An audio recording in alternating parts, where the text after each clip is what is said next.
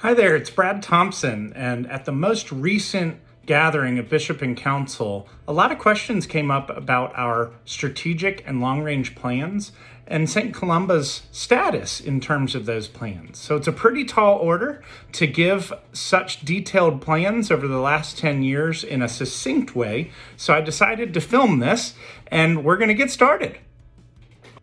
So in 2012, St. Columba's Board Program Committee did a survey of a number of groups, an appreciative inquiry process that would be to existing anchor groups with lots of St. Columba history, diocesan and parish groups and schools with their leaders, whether they use St. Columba or not, prospective groups with a strong compatibility for St. Columba's mission, like Bridges, Credo, and Books from Birth, and of course, people with a very involved history at camp, campers who had become camp staff, who had become camp leaders. The goal of this process was to capture and understand what is so special about St. Columba so that we never change that. But it was also to hear the hopes, wishes, and dreams of these groups so that we could build a vision for St. Columba that would serve the people that we want to serve. What we heard also were needs from these groups. We heard the need for more lodging. 75 beds, the capacity of St. Columba was too small for some of the schools and programs that ideally would be meeting at St. Columba. And the bedrooms were also desired to have more individual bathrooms to accompany them. We also needed to update some of our spaces. Scheibler Lodge, in particular, was named as, quote, tired, and the Jack and Jill bathrooms were not ideal. The camp group reported a need for more space for their inner city campers. They were currently using Scheibler Lodge for summertime residents, which was a 10-minute walk from the closest camp programs. We also heard from the camp group a need for more permanent program areas and leadership. Though the camp had been growing for a number of years at that point in 2012, the programs were largely improvised by young camp staff and needed to be replaced with modern high-adventure waterfront and excursion programs, as well as the year-round staffing to promote quality hiring and quality leadership on a year-round basis. We also heard a need for more group space. Scheibler Lodge was the only meeting room on the whole site, which wasn't even big enough to serve the number of beds that we had.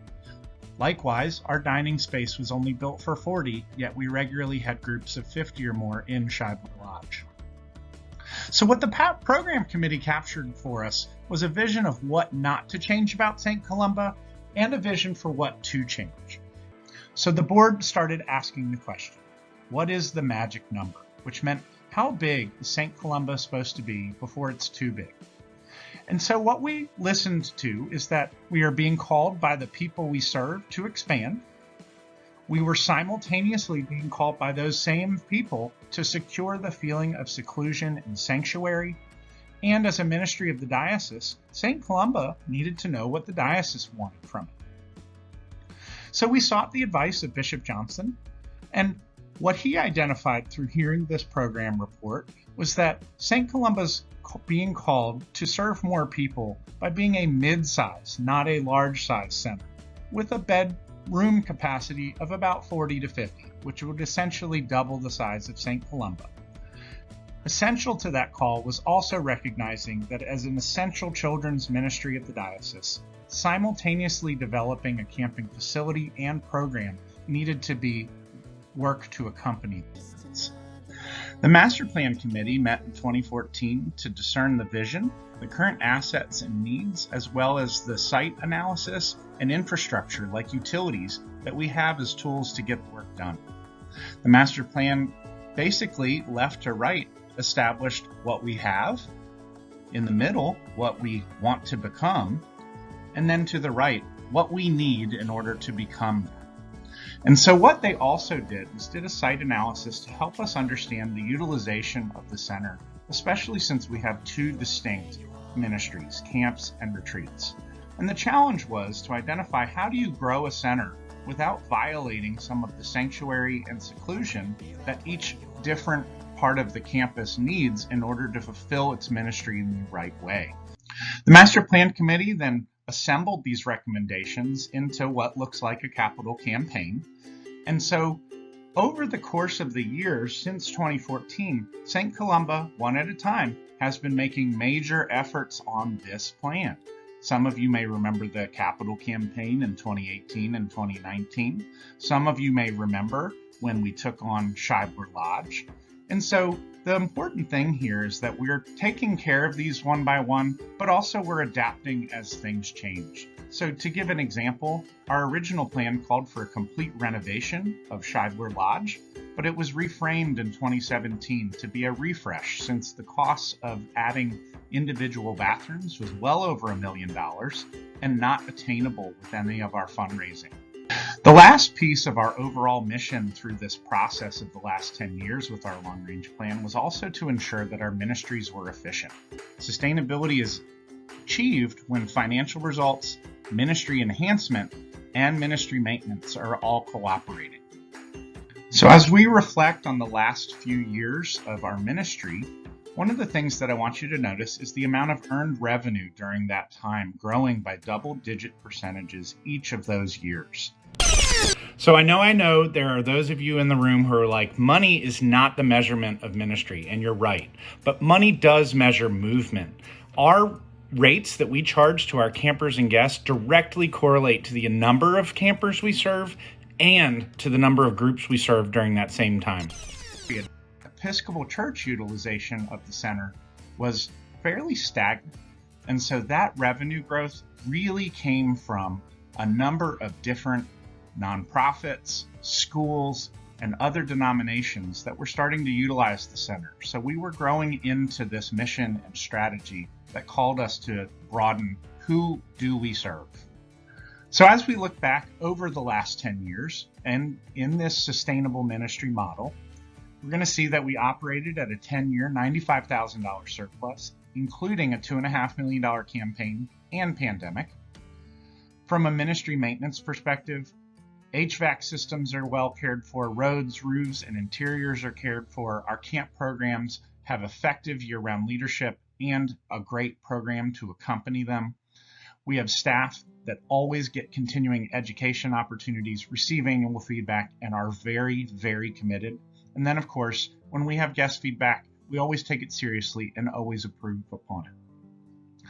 From a ministry enhancement perspective, in 2015, we launched Camp Able for children with special needs. We improved the program quality for our mud campers. Ministry spaces were upgraded, 2 ministry spaces were added, and staff were added to focus on improving retreat guest experiences at all times. So some of the things that we know need to be built into our next strategic plan are more self-driven programs like parish retreats, youth excursions, and non-traditional camps for underserved populations.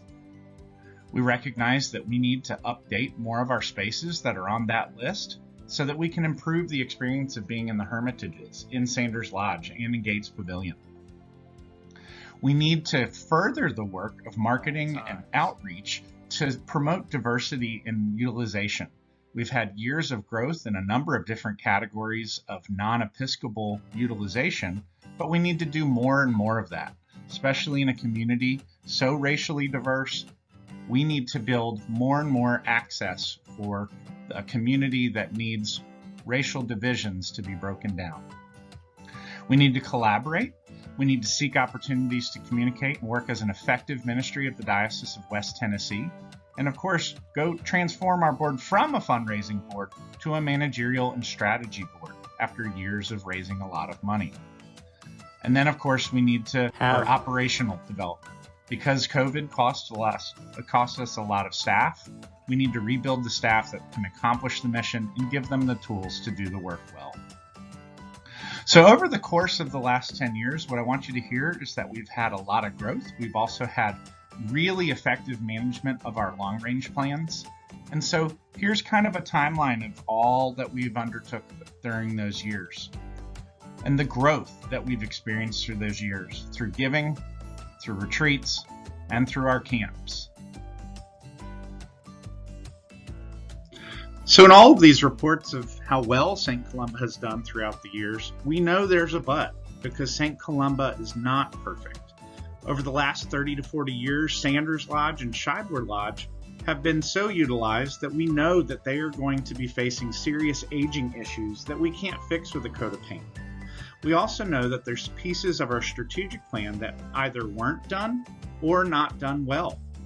So while we have groups coming from all sorts of different types of organizations more than ever leading into the pandemic, racial diversity in particular is still an area that St. Columba is not doing well, nor is the entirety of the camp and retreat center industry. We know that maintenance reserves aren't accumulating as hoped, which might have otherwise offset some of these aging issues that I referenced. We have a staff that's spread thin and sacrificial, working out of trailers and bedrooms. We know that because of COVID-19, communication, especially for governance, is really challenging. And of course, years of running thin margins means there's not much room for error to take chances or make investments. So an example of that is that St. Columba currently does not have a marketing manager to try to reopen the center with a lot more of the groups that we were serving before the pandemic. So what prompted this request to look at our strategic plans and long-range plans was because St. Columba is in the process of trying to add a third staff housing unit. And one of the things that I want you to know is, where does that fit into the overall plans, so that you understand it's not a one and off request, but it's actually a tool for sustainability as we care for the now larger St. Columba. So I thank you for everybody listening to my now longer than expected report, but I'm happy to answer any questions. Thank you.